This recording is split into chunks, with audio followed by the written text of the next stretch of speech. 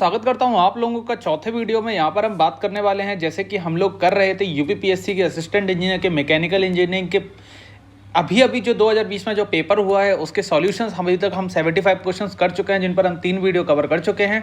ये है चौथा वीडियो पेपर सॉल्यूशन 2 का। इसके आगे हम पेपर 1 का भी लाएंगे, उसके साथ साथ और भी जितने भी सारे यूपीपीएससी के अलग अलग ब्रांचेस के जो पेपर हुए हैं उन सभी के सॉल्यूशंस को आपको इस चैनल पर आपको उपलब्ध कराएंगे।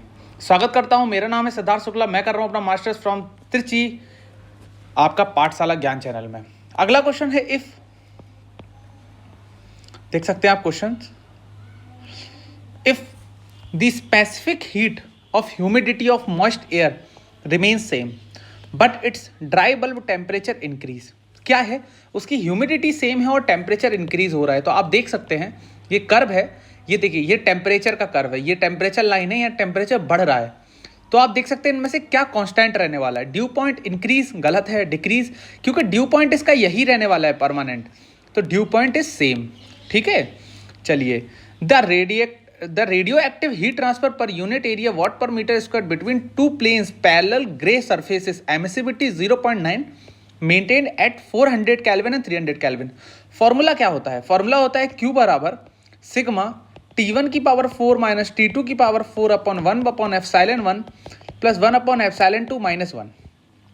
T1 की जगह आप 400 वैल्यू पुट करेंगे, T2 की जगह 400 पुट करें, 300 पुट करेंगे, सिग्मा की जगह रखेंगे आप 5.67 इंटू 10 की पावर माइनस 8, एप्सिलॉन 1 की वैल्यू रखेंगे आप 0.9, एप्सिलॉन 2 की वैल्यू 0.9, क्योंकि बोथ द सरफेस जो हैं उनका एप्सिलॉन 0.09 है। जब आप इसको सॉल्व करेंगे तो answer will come out to 812। Okay, चलिए, द रेफ्रिजरेंट R717 क्या होगा? तो R717 किसका होता है? NH3 का। जो देखिए इनऑर्गेनिक कंपाउंड्स हैं उनके लिए यहाँ पर हम R+700 यूज करते हैं, है ना। जब आप इसके थ्रू जाओगे तो आंसर आएगा अमोनिया। यहाँ पर आपका IS मास्टर का सॉल्यूशन गलत है, IS मास्टर का सॉल्यूशन यहाँ पर गलत है। Which one of the following is the effect of suction vapour super heat?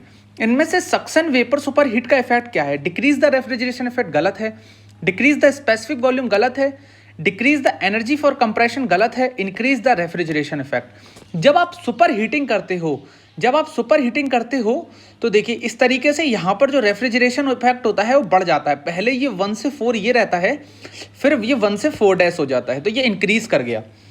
The room sensible heat loss is 30,000 kilojoule per hour and the latent heat loss is 20,000 kilojoule per hour. Then sensible heat factor, तो SHF निकल के आता है आपका SH plus LH। तो SH आपका क्या है? 3 लिख लो, है ना, ये 0 0 सब में इक्वल है ना। SH 3 plus 2 3/5, answer will come out to 0.60। During the adiabatic cooling of moist air, अगर हम एडियाबैटिक कूलिंग ऑफ मॉइस्ट कर रहे हैं तो इससे पहले हम इसका सेम क्वेश्चन देख चुके हैं, है ना, बिल्कुल, जहां पर सैचुरेशन, आपने सुना सैचुरेशन कर्व की बात किया गया था। तो इसमें क्या होता है? Wet bulb temperature remains constant, क्योंकि ये जो होता है ये कांस्टेंट एंथैल्पी प्रोसेस होता है, कांस्टेंट एंथैल्पी। और जो वेट बल्ब टेम्परेचर की जो लाइन्स होती हैं वो कांस्टेंट एंथैल्पी लाइन के बिल्कुल पैरेलल होती हैं।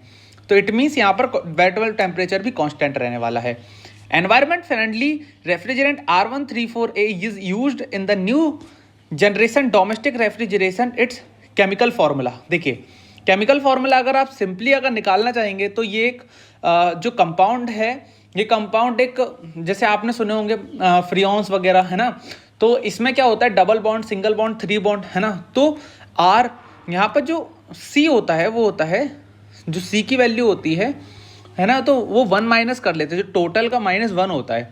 तो अगर यहाँ पे जब C2 रहे होंगे तो T-1, जो H होते हैं वो 1+1 होते हैं, है ना। तो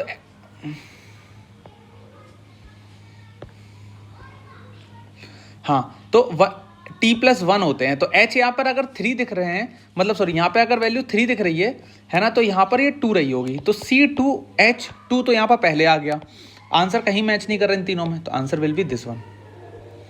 The ratio of partial pressure of water vapor PV to the saturation pressure PVS at same temperature, तो PV upon PVS क्या होता है? That is called as relative humidity. A is the right answer. A refrigerator working on a reversed Carnot cycle has COP4 तो COP कितना है refrigerator का? 4 है।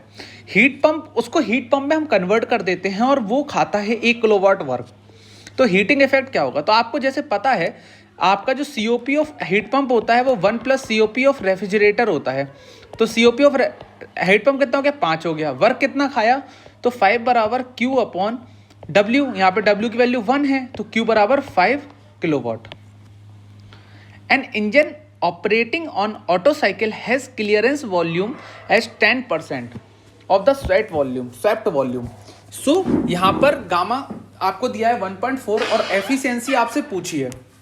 चलिए एफिशिएंसी आपसे पूछी है तो आपको यहाँ पर पता होना चाहिए कि जो फॉर्मूला होता है वो फॉर्मूला होता है 1 प्लस VS अपॉन VC। ठीक है, ये होता है R का फॉर्मूला। यहाँ पे VS की वैल्यू देखी जाए नहीं दी गई है, रेशियो दिया गया है आपका क्या VS अपॉन VC। तो यहाँ पर VS अपॉन VC कितना दिया है? 1.1। जब आप इसको निकालोगे तो आपका जो R निकल कर आएगा वो 11 निकल कर आएगा, है ना। और फॉर्मूला क्या होता है एफिशिएंसी का? 1 माइनस 1 अपॉन की पावर गामा माइनस 1। जब आप इसको निकालोगे तो 1 माइनस 1 अपॉन 11 की पावर 1.4 माइनस 1। जब इसको सॉल्व करोगे तो answer will come out to 61.7। चलिए आशा करता हूँ कि आप लोगों को बहुत मज़ा आ रहा होगा ये क्वेश्चन लगाने में और बहुत ज़्यादा आप इंजॉय कर रहे होंगे, है ना। ऐसे ही सीखते रहना है, जुड़े रहना है पाठशाला ज्ञान को, और बीच बीच में चैनल को सब्सक्राइब का बटन अगर आपने नहीं दबाया है तो दबा दिया करिए और शेयर भी कर दिया करिए। The primary factor responsible for human comfort are. कौन से फैक्टर्स ह्यूमन कंफर्ट को रिस्पॉन्सिबल होते हैं? तो याद रखना है dry bulb temperature, relative humidity and air motions.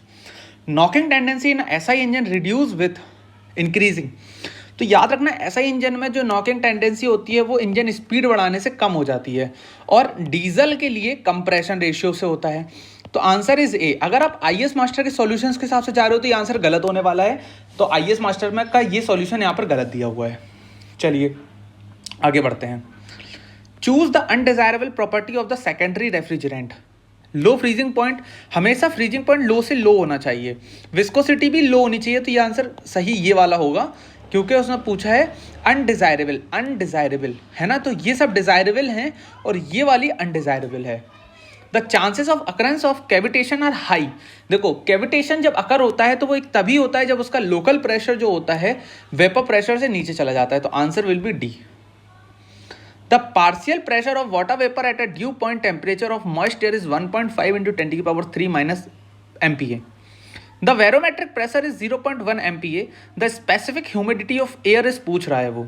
ठीक है, तो आपको हमेशा यहाँ पे फॉर्मूला याद रखना है स्पेसिफिक ह्यूमिडिटी का 0.62 इंटू PV अपॉन PT, मतलब PT टोटल माइनस PV, है ना।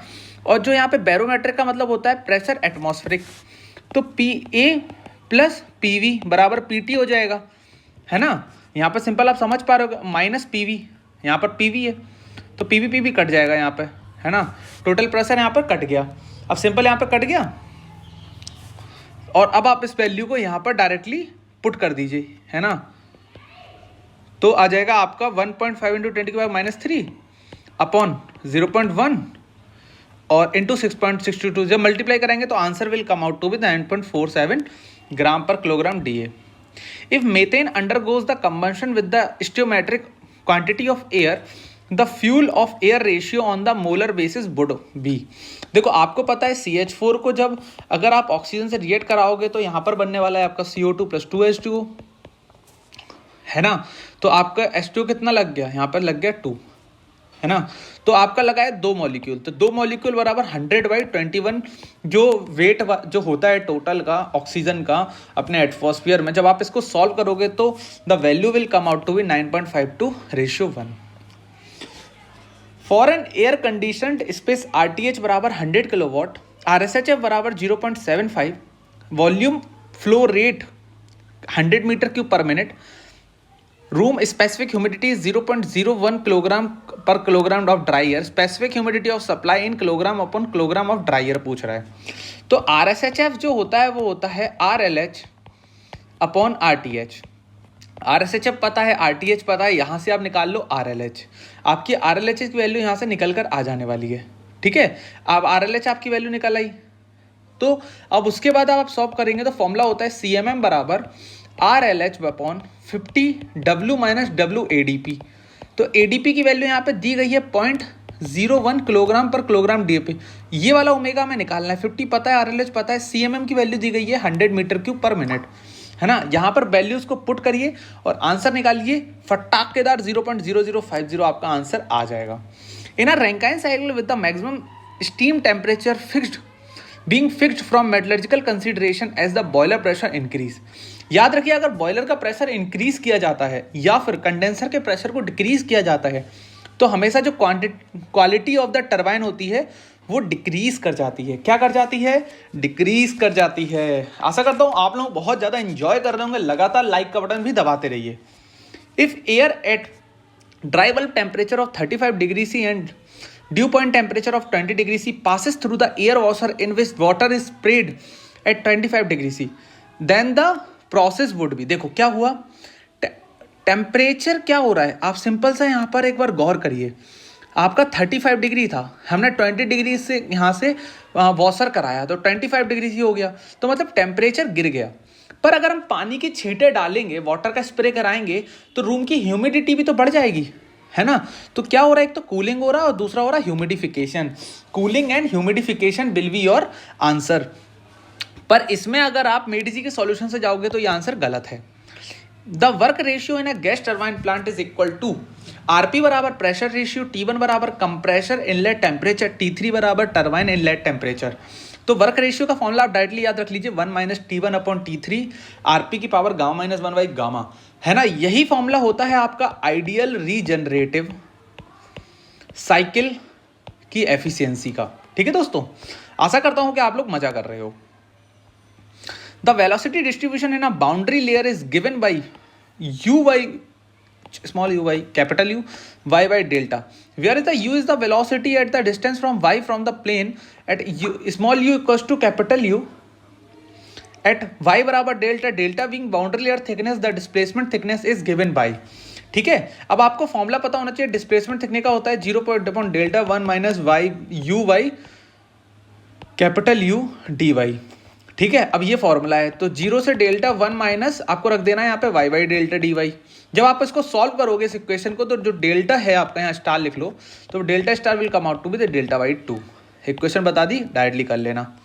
A 4-stroke engine having a brake power of 105 kilowatt is supplied up with a fluid at rate 4.4 kilogram per hour 10 minute. The brake specific fuel consumption of the engine पूछ रहा है। ठीक है, चलिए, है ना। अब देखिए कैसे होता है, फॉर्मूला क्या होता है। फॉर्मूला होता है m.f into 3600 upon brake power into kilowatt, और जो मास फ्लो रेट होना चाहिए, है ना, मास फ्लो रेट आपका यहाँ पे किलोग्राम पर सेकंड में पुट होगा। ठीक है, तो देखिए आपका मास फ्लो रेट कितना दिया है, 4.4 पर 10 मिनट दिया है, तो 10 इंटू 60 कर लोगे, 10 इंटू 60 नीचे आ जाएगा। बीपी आपको दिया है इन्होंने 105 लिख लिया, है ना। इसकी वैल्यू 4.4 लिख ली, सॉल्व करोगे आंसर निकालो, 0.25 will be the answer. A circular plate of the diameter 1.6 meter is placed vertically in water in such a way that the center of the plate is 2.5 meter below the free surface of the bottom. The location of the center of pressure is, क्या बोल रहा है कि एक plate है, circular plate है, उसको हम लोगों ने क्या 1.6 मीटर नीचे प्लेस किया है ना। और सेंटर देखो 1.6 मीटर ये प्लेस किया है, और सेंटर ऑफ द प्लेट कितना नीचे है, 2.5 मीटर नीचे है। और आपसे पूछा है सेंटर ऑफ प्रेशर, तो सेंटर ऑफ प्रेशर का फॉर्मूला होने वाला है यहाँ पे H bar plus I C G upon A H bar. ठीक है, तो एच बार यहाँ पर हो जाएगा आपका 2.5 मीटर प्लस आई सी जी कितना निकल के आएंगे, पाई अपॉन 64 डी की पावर 4। डी कितना होने वाला है यहाँ पर, डायमीटर देखो 1.6 मीटर है। ठीक है, डायमीटर यहाँ पे 1.6 मीटर है, तो आपका डायमीटर हो जाएगा 1.6 की पावर 4 अपॉन एक एरिया कितना होने वाला है 1.6 का स्क्वायर इंटू पाई, है ना, बाई 4 इंटू यहाँ पे एच बार कितना होने वाला है 2.5। जब इसको सॉल्व करोगे तो answer will come out to be 2.564। Which of the following are the effect of nozzle friction. Nozzle friction अगर हो रहा है आपका तो एंथैल्पी आपकी डिक्रीज करेगी, एग्जिट वेलोसिटी आपकी कम हो जाएगी, डिक्रीज इन स्पेसिफिक वॉल्यूम हो जाएगा, मास फ्लो रेट पे कोई फर्क नहीं पड़ने वाला है, नो चेंज। तो answer will B 1 2 3। IAS master में ये सॉल्यूशन गलत दिया हुआ है, आंसर उन्होंने दिया है यहाँ पर डी, पर answer is A correct according to the आपके मेडिसी के। For a heat engine operating on a Carnot cycle the following output is 1/4 of the heat rejected to the sink, the thermal efficiency of the engine would be. क्या बोल रहा है कि जो work output है वो हीट रिजेक्टेड का 1/4 है, तो क्यू रिजेक्टेड कितना है, वर्क कितना है, क्यू आर बाई 4 है, ठीक है। तो वर्क कितना है, क्यू आर बाई 4, टोटल कितना होगा, Q R by 4 point Q R, ये आ जाएगा क्यू सप्लाइड, तो आ जाएगा क्यू आर बाई 4 बराबर क्यू एस, है ना। और निकालना कितना है, 1 माइनस एफिशिएंसी निकालना 1 minus Q R upon Q S, ठीक है। तो 1 माइनस 4/5, तो answer will come out to be 20%। यहाँ पर हम लोगों ने ऑलरेडी 100 क्वेश्चन कंप्लीट कर लिया, 25 क्वेश्चन मैं आपको लगवा चुका हूँ यहाँ पर इस पीडीएफ में। बाकी 101 से लेकर मैं आपको 125 तक के सारे क्वेश्चन अगले वीडियो में लगवाऊंगा। अगर आप लोगों को ये वीडियो अच्छा लगा हो तो इस वीडियो को लाइक करिए, शेयर कीजिए, सब्सक्राइब करिए और मेरे को फॉलो कर सकते हो फेसबुक पे, इंस्टा पे, और वहां से अपने डाउट सारे क्लियर कर सकते हो। आशा करता हूँ आप लोगों को